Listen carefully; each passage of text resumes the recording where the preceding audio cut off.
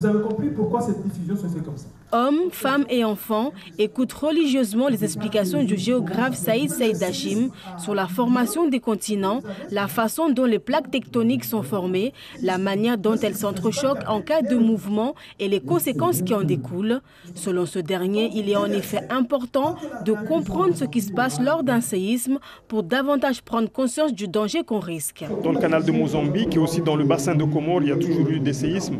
Ce qui est particulier en ce moment, et vraiment particulier en ce moment, c'est qu'à un endroit bien donné, bien déterminé, se produisent régulièrement des séismes. Et pour le côté plus pratique des choses, la Croix-Rouge et la protection civile ont quant à elles expliqué les gestes à adopter pendant et après une secousse pour ne pas mettre sa vie en danger, mais aussi en amont, comme le fait d'avoir du matériel de premier secours. C'est du matériel qui sont liés aux différents besoins. Par exemple, le premier des besoins, c'est-à-dire se soigner.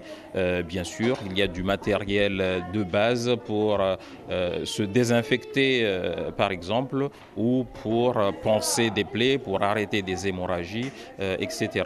Bon, le dernier de la liste, qui comporte 5 besoins, se nourrir. Et puis, nous avons insisté sur la hiérarchie des besoins. Par exemple, on a donné l'information, boire est plus important que se nourrir. La plupart des personnes présentes sont venues en famille pour diverses raisons. J'ai amené mes enfants parce que j'ai l'aîné qui est là, c'est une collégienne. Donc moi, tous les jours, je dors avec elle.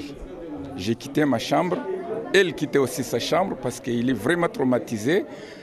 J'ai obligé de les supporter et je dors au salon avec ma fille.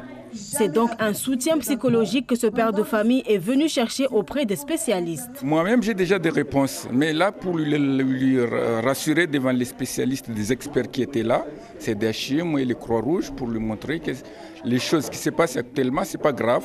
Ça, c'est un phénomène naturel. Un phénomène naturel qui ne rassure toujours pas, même si tout est mis en œuvre pour calmer les esprits.